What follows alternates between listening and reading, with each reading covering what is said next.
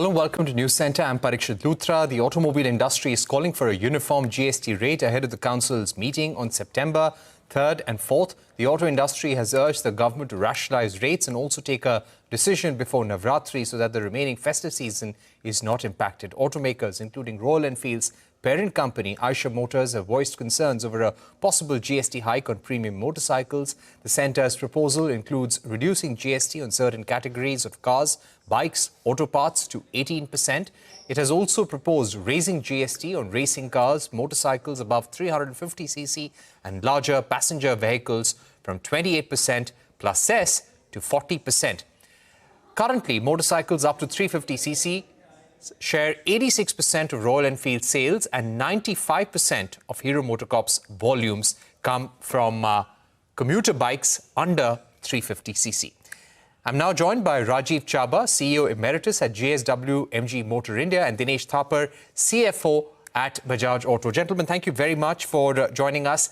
Dinesh, if I were to come to you, give us a sense of whether you foresee an immediate uptick in sales as a result of this GST reduction on motorcycles and two-wheelers under 350cc. And is this going to be a sustained growth that we are going to see, or will this be a one-time uptick? Thank you, Parikshit, for having me on the show. At the outset, let me say that the reduction of the GST rates from 28% to 18% for two and three wheelers is a very welcome move. It's been a long-standing request of the industry for the government to consider a reduction of rates, given how integral two and three wheelers have been in enabling personal mobility, employment, and enhancing livelihood. So to that extent, this is a very welcome move. And even though the reduction to the 18% as it is being envisaged, and we'll wait and see what comes through in the council meetings of tomorrow and day after. But even though at the 18% is higher than, let me say, what comparable economies with large two-wheeler economies across the world are, which are fundamentally in the range of between 8 to 15%, the reduction from 28 to 18 is absolutely the right direction of change and very, very welcome. In terms of what this will do to industry demand, I think we're very optimistic. The whole industry was very optimistic about the upcoming festive season. And the last couple of weeks, ever since the intent was announced to reduce GST rates, we've obviously seen some slowing down of retail, obviously as customers have picked up news of an impending GST reduction and therefore a reduction of vehicle rates or prices as they were, once those were notified. And so there's been some deferment of demand that we have seen in these last couple of weeks, which we hope will get made up and recouped, once there is clarity of rates, once it's notified and announced and brought into effect. But that said, August and September are big months for the industry, because clearly there is a lot of front loading in of inventory into the pipeline in anticipation of a big festive. And the festive season for the industry has only become larger and larger with each year.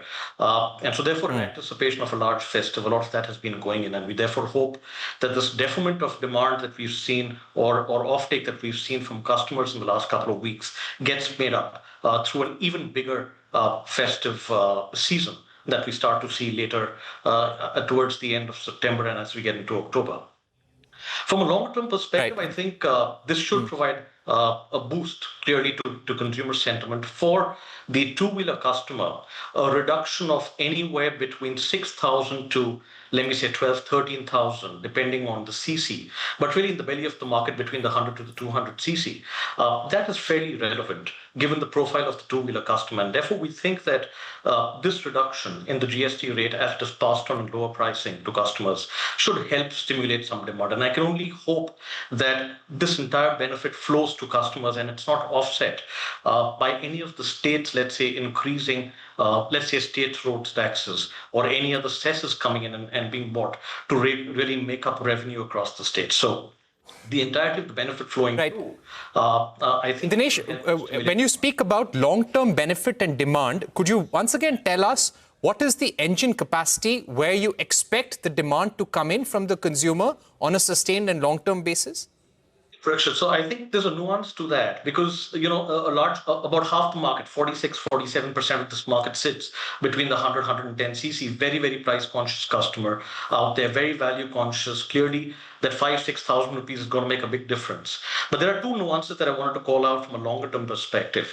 I think first is that for the customer, a saving of between 6 to 12 or 13,000 will also help stimulate a thought to uptrade.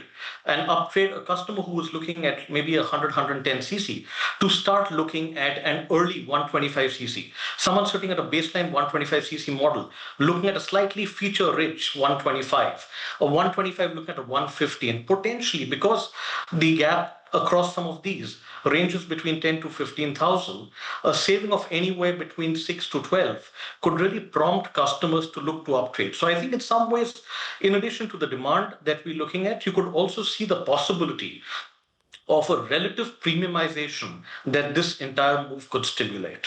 So that's one All immediate right. piece. But to your question, I think you will see a Russian in demand that we will see in this upcoming festive season, because festive seasons are in any case meant to be much larger. They are anywhere between 60 to 70% higher than the normal run rate for the rest of the year. And then with clearly deferment of offtake having happened in the last couple of weeks and possibly in the next couple of days, till such time rates are notified, this should make it a much bigger festive season as we look forward. Having said that, I think Right. there's one more Dinesh, nuance I'm which I going to was come back to mentioning. you. I'm just going to come back to you. Okay, Let me also sure. get in Rajiv Chaba on the sentiment for cars, especially the industry is divided on as to how larger cars, larger EVs, hybrids should be treated. Mr. Chaba, welcome to the program. What's your sense? This is a big move, and these rate rationalization exercises are not easy. They're happening after a lot of deliberation. The Prime Minister has announced GST reforms from the ramparts of the Red Fort. We're looking at a 5% rate for EVs, 18% for small cars and cars and motorcycles under 350cc, and a 40% rate for luxury cars. How do you see this as something that will benefit electric mobility and clean mobility in the long term? Right. So thanks, Parikshit. I think in general, it's a very welcome move that the government has decided to rationalize the duties and especially reduce the duties on the smaller cars. And that was the basic idea what was announced. But after that announcement, a lot of speculation is going on that what will happen to small cars, big cars, and some of the other issues which you mentioned. Let me just say for the context that actually there used to be excise duty structure which was based on the size of the car and the CC, the engine size. That's how it was started, and then GST grandfathered that without much changes. At this point of time, when we are talking about reforms and Viksit Bharat and for future, I think it should not be just based on size of the car and the CC of the engine. Life has changed, things have changed, technology has changed, world has moved on. So I think, in my opinion, it's a great opportunity for India that we need to really see the holistic thing in view of what's good for environment, what's good for country, and what's good for consumer, and then what's good for OEM in that sequence. So from that perspective, the car's pricing should be seen as good price for consumer and the right technology for consumers. So from that perspective, in small cars, as an example, because that was the starting point of this GST thing. So small cars, when the GST gets reduced, as an example, which is what speculated is that from 28% to 18%, which I think is a great idea, but then EV is 5%. So it means relatively you are making EV cars disadvantageous versus the ICE cars. So in that case, I think because EV penetration still is only 2% or 3% based on various segments of the car, then EV should be made 0%, so that there is no disincentive for the consumer to buy a small EV. So that's for the small car. Now, when we talk about the bigger cars, and again, I think everything is speculated right now that it may be 40%, but in some cars, as you know, right now the duty with cess is 46% to 48%. And then we are talking about, some guys talk about hybrid technology, what should be the GST structure on that. But there are new emerging technologies which are very much prevalent and widespread as transition to EV, like plug-in hybrid, and the REEV, which is range extender. So I think then this is a great time for India to rationalize not only the duty structure, but also bring the right technology at the right price to consumer to set the tone for for our auto industry. All right, that's an important point.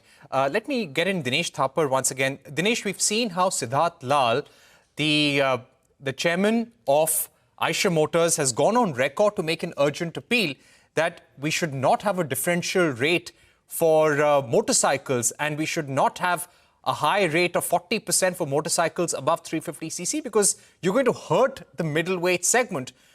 Of course, Royal Enfield is a leader there, but companies like Bajaj Auto, TVS, Honda, Hero Honda, Honda motorcycles, they are making forays into that space and want to gain a big market share.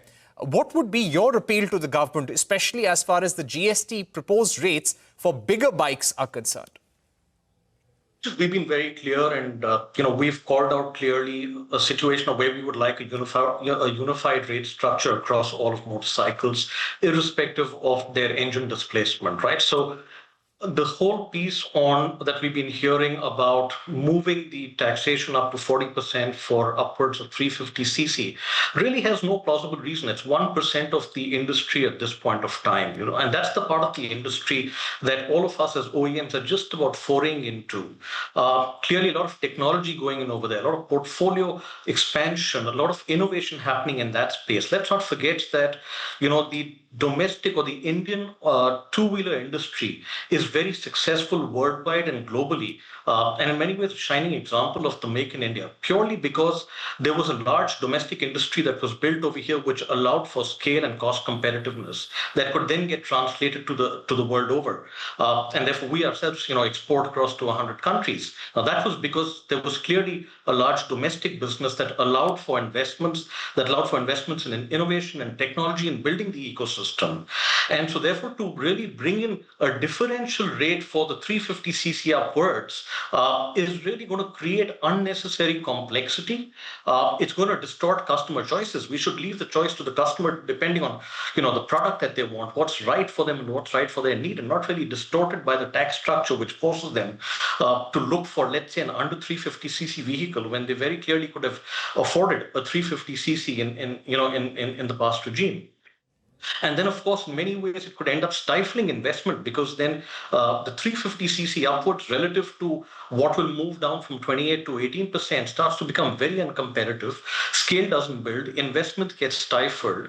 And that's really the part of the industry that the Indian two-wheeler industry at this point of time is looking to tap into, to build both a large domestic base as well as an international presence. And that clearly is a segment which is very relevant to global markets. A lot of the markets the world over is where you see motorcycles which are upwards of 400cc in that space. And that's the one where the Indian OEMs really need to really participate in that part of the opportunity. We've been tremendously successful, whether it's across Asia, Latin America, South Asia, or parts of Southeast Asia. Those are largely in motorcycles between the 100 to 200cc, because we've been able to build domestic scale with a very stable tax regime. And I think that's something we need to do with the 350cc. And lastly, I think the fact that the 350cc up today, the segment is all of 1% of volume. So there's really no plausible reason why it should be put up into the 40% tax bracket. It's not going to get significant additional revenues for the government. It's going to stifle industry and investment. And lastly, to put it into the 40% bracket is to give it the color of luxury. It isn't luxury. A 400cc motorcycle today is very much adopted across the country by people who go to work. We've got a bunch of folks who come into office and come into workplaces riding a 400cc speed in a scrambler. And that's definitely not luxury. It's a necessity. It's very much part of their daily commute and in many ways part of their livelihoods and employment. So really the reason for it to get classified into 40% is neither plausible on grounds of it being luxury nor on account of revenue, being a sizable pool of GST, because it's all 1% for the industry. Okay.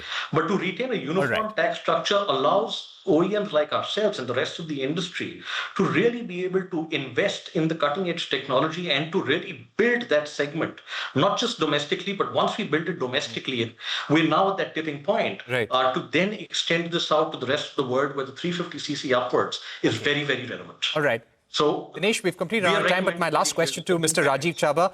Mr. Chaba, what would be your appeal? Now, the GST Council will be meeting tomorrow and day after. decisions are likely to be taken very soon ahead of Navratri. What would be your final appeal to the government? For example, MG Motor is coming out not just with EVs, you're coming out with luxury EVs, which should be above 50 lakhs. You're looking at hybrid, strong hybrid cars as well. What would be your appeal to the government at this stage? So frankly, from my perspective, I would not say really GSW MG only, from my perspective as an industry veteran here and being an oldie in the auto industry, I would say a government needs to, the purpose of the government is to increase the size of the industry, increase the revenue, and also, give that fillip to the auto industry. And they want to generate demand by reducing the GST. Their idea is not segment substitution, that the guys shift from high-end cars to mid-end cars to low-end cars. Idea is to increase the pie. If that's the objective, and I'm just requesting government that combine the objective of the right technology also at the right price, because right technology, government has already stated that EV is the desired goal, and that's what is the direction from the climate perspective and the long-term perspective from India too, to minimize the carbon footprint. So the request to the government would be, keep it simple, do not mess with the structures of various segments. Let consumers choose that. But when you are reducing the GST duty on a particular segment, the relative duty across the segment should be maintained, and the advantage to EV or the forthcoming technologies, which are kind of transition technologies to EV, like plug-in hybrid and REEV, should be maintained. So that's what I would tell the government. Keep it simple. Don't confuse customers by making some artificial barriers in their choice. Right. Thank you so much for joining us, Mr. Chaba. And Dinesh Thapar, very important views ahead of the GST Council meeting. Let's see what happens now. We're taking a break on the program, but on the other side, Gurugram is down on its knees after barely 4 hours of torrential rains, raises questions about the city's so-called developmental model. I speak to prominent Gurugram residents Sohail Seth and Advaita Kala on the other sides.